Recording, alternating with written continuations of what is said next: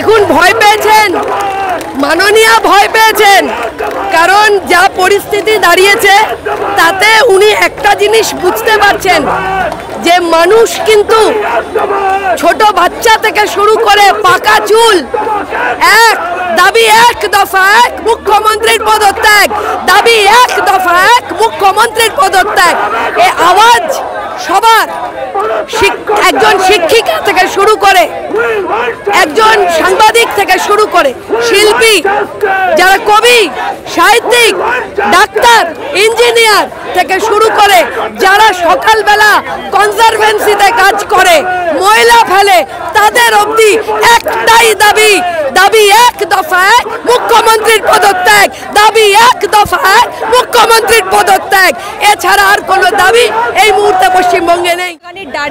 সেখানে derby cancel করে দেওয়ার একটা প্রধান কারণ ছিল নাকি যথেষ্ট পরিমাণ পুলিশ প্রশাসন। তাহলে সমর্থনদের আটকানোর সময় এত পুলিশ কোথা থেকে এলো? আসলে ভয়, 70,000-এর উপরে দর্শক, তার উপর আরও সব ম্যানেজমেন্ট দিয়ে প্রায় 1 লক্ষ মানুষ যদি অ্যান্টি মমতা কথা বলে, যদি বলে একটা দাবি একটা দফা মুখ্যমন্ত্রীর পদত্যাগ, সবাই মিলে যদি বলতে থাকে, এই ভয়, একটাই ভয় যে সবাই মিলে পদত্যাগ চাইলে তো তাহলে তো আমাকে পদত্যাগ করে ফেলতে হবে। আর উনি তো আসন আঁকড়ে থাকবেন, ক্ষমতা আঁকড়ে থাকবেন। আর এত তিনি কনফিউজড, তিনি বলছেন নির্যাতিতার ফাঁসি চাই, আর পাশে ওই আহাম্মকগুলো, গণ্ডমূর্খগুলো, কেউ এমপি, কেউ এমএলএ, তারাও বলছে ফাঁসি হোক, ফাঁসি হোক। তারা একবারও তাকে বললো না যে দিদি এটা ভুল বলছেন, কারণ যদি একবার তার ভুল ধরি তাহলে তো তোমার পোস্টগুলো গেল। একটাই পোস্ট, বাকি সব ল্যাম্প পোস্ট। আমি বলছি ল্যাম্প পোস্টও নয়, লাঠিও নয়, কিচ্ছু নয়। তারা লোভে জিভ চকচক করছে, তারা চাইছে কোনো ক্রমে সে ভুল বলুক, সে যাই বলুক, সে আমাকে পোস্ট দিয়েছে। মানে এইটা শুনে না, এটা দেখে আমার একদম গা রিড়ি করে উঠছে। এই একটা কারণে মুখ্যমন্ত্রীর পদত্যাগ করা উচিত। এবং তারপরে বলছে ভুল হয়েছে, আমার ভুল হয়েছে। আপনার তো এরকম ভুল অনেক হয়েছে, আপনি শোধরাবেন না। তাই আপনাকেও আমরা চাই না। অধ্যক্ষকে এত বারে বারে, অধ্যক্ষকে আপনারা কেন এত প্রোটেক্ট করছেন? জবাব দিন। আপনারা জানেন না, ধর্ষণের সময় রেট বেঁধে দিয়েছিলেন। সাবালিকা ধর্ষণ হলে 1 টাকা, নাবালিকা ধর্ষণ হলে 1 টাকা। যে মানুষ ধর্ষণের রেট বেঁধে দেয়, সেই মানুষ ধর্ষিতা মেয়েটিকে তার বাবা মাকে যে টাকা অফার করবে, এ আর নতুন কি আছে?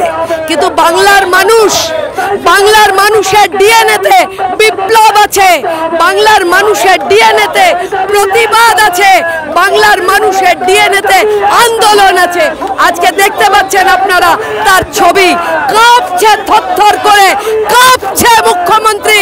এবার তিনি বুঝতে পেরেছেন যে সহ্য করতে করতে তার একটা সীমা থাকে, সেই সীমা লঙ্ঘন করে গেছে। তাই সর্বস্তরের মানুষের একটাই দাবি, একটাই তাদের দফা, মুখ্যমন্ত্রীর পদত্যাগ চাই, আর কোনো কিচ্ছু চাই। সন্দীপ ঘোষকে সিবিআই নিয়ে গেছেন এবং সন্দীপ ঘোষকে দেখা যাচ্ছে তিনি হাজিরা দিতে চাননি, ওনাকে জোর করে নিয়ে যাওয়া হয়েছে রাস্তা থেকে। সেখানে হাইকোর্টে গিয়ে তিনি আবার পুলিশ প্রোটেকশন চাইছেন। এত ভয় থাকলে তাহলে এই রকম একটা অপরাধ কি করে নিজের অধ্যক্ষ থাকাকালীন একটা এত বড় হসপিটালে হতে পারে?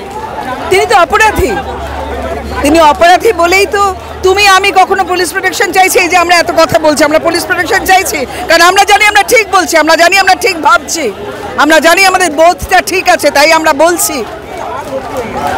এবং আপনাদের সাহস কত বড়, আপনারা যারা প্রতিবাদ করছেন তাদেরকে ডেকে নিয়ে যাচ্ছেন লালবাজারে কেন? সেই পুলিশগুলো কম্বলের তলায় কম্বল চাইছে, ওই আয়া মাসিদের কোল চাইছে, তাদের আঁচল চাইছে লুকোবার জন্যে, আর বলছে আমাদের আজকে লাঠি ধরার কোনো নিয়ম নেই। কিসের নিয়ম নেই? কিসের নিয়ম নেই? হাসছে, ঘোড়াতেও হাসছে। আপনারা যা বলছেন ঘোড়াতেও হাসছে। আর পুলিশ প্রোটেকশন নেই, নেই আমাদের, আমাদের কোনো পুলিশ প্রোটেকশন নেই। কোথায় ছিলেন আপনারা? আর মারবার সময়, আমাদের ছেলে মেয়েদের মারবার সময় আপনাদের খুব হাত নিষ্পিস করে। উদয়ন গুহ আপনাদের লোক, তারা বলছে আঙুল ভেঙে দেবে। এবার আপনার কটা আঙুল? ওপর নিচ মিলিয়ে আপনার 10টা আঙুল, হাতের আঙুল, পায়ের আঙুল, আপনারগুলো থাকবে তো? এত মানুষ সবাই মিলে যদি উদয়ন গুহের উপর যদি আপনার আঙুলগুলো চায় আদর করবার জন্য, কি করবেন? বন্দ্যোপাধ্যায় থেকে ঋতুপর্ণা, এরা কিন্তু অনেক দিন বাদে মুখ খুলেছে এবং মুখ খুলেই কটাক্ষের শিকার হয়েছে। না, বিষয়টা তা নয়। দেখুন, ওনাদের ব্যক্তিগত, ওনারা সবাই ভীষণ দুবিধায় আছেন। ভাবছেন সদ্য রচনাদি সদ্য সাংসদ হয়েছে, ভাবছে প্রতিবাদ করলে পরে বিপদ। আবার তিনি যে সিরিজটা চালান, মেয়েদের নিয়ে কথা বলেন, গোটা রাজ্য জুড়ে আগুন ঝরছে, প্রতিবাদ না করেও পারছেন না। তাই বলবো, ভয় না পেয়ে শিরদাঁড়াটা সোজা রাখুন দিদি, শিরদাঁড়া সোজা থাকুক। এমএলএ এমপি আসবে যাবে, শিরদাঁড়া যদি বেঁকে যায় তাহলে আর মানুষের সঙ্গে দাঁড়িয়ে ওই দিদি নাম্বার 1 হতে পারবেন না। আপনি অনেক মানুষের কাছে দিদি নাম্বার 1, একবার মেরুদণ্ড সোজা রেখে দিদি নাম্বার 1 হয়ে দেখান এই বিরুদ্ধ পরিস্থিতিতে দাঁড়িয়ে। বন্দ্যোপাধ্যায় সাংসদ হয়েছেন, সবে জিতেছেন, এবং ঋতুপর্ণা সেনগুপ্ত এতদিন এই এক সপ্তাহ তাদেরকে একবারও দেখতে পাওয়া গেল না। হঠাৎ করে এমন একটা ভিডিও, সেখান থেকে ট্রোলের শিকার। ওরা যে কাজটা করছে না, সেটা যদি একটা কনসিস্টেন্ট প্রোটেস্ট হতো, হঠাৎ করে প্রোটেস্ট হয়েছে বলে মানুষরা বুঝি ট্রোল করছে। কিন্তু ভেতরে ভেতরে আমি সবাইকেই বলছি, আপনারা চুপ করে থাকবেন না, আপনারা কিন্তু প্রোটেস্টটা করতেই থাকুন। Whoever you are are wherever you are, আমাদের তো এখন নিজেদের ওয়াল আছে, আপনারা যেখানেই থাকুন না কেন প্রোটেস্টটা জেনুইনলি করুন এবং কনসিস্টেন্টলি করুন। হঠাৎ একদিন প্রোটেস্ট করলে হবে না। আর আপনারা মুখ্যমন্ত্রীর এগেনস্টে কোনো কথা বলবেন না, স্বরূপ বিশ্বাসের এগেনস্টে কোনো কথা বলবেন না, কারণ আপনাদের কাজও করতে হবে, তা বললে হবে না। আপনারা সবাই মিলে যেটা ঠিক, যেটা ন্যায় এবং বিচার, আমাদের ওই বাচ্চা মেয়েটি যার আত্মা আজকে চতুর্দিকে ঘুরে বেড়াচ্ছে, আজকের প্রতীকী রক্ষাবন্ধন হলো, আমরা শুভেচ্ছা চাই না, আমরা সুরক্ষা চাই, তাই এটা প্রতীকী। তাই আমাদের অভয়া ঘুরে বেড়াচ্ছে, আমাদের বাচ্চাটি ঘুরে বেড়াচ্ছে, ওই রকম সন্তান আমাদের ঘরে ঘরে আছে। তাই তার আত্মার যাতে শান্তি হয় সেই চেষ্টা করুন। সবাই মিলে সুবিচারের আশায় আপনারা সংঘবদ্ধ হন এবং কনসিস্টেন্ট হন।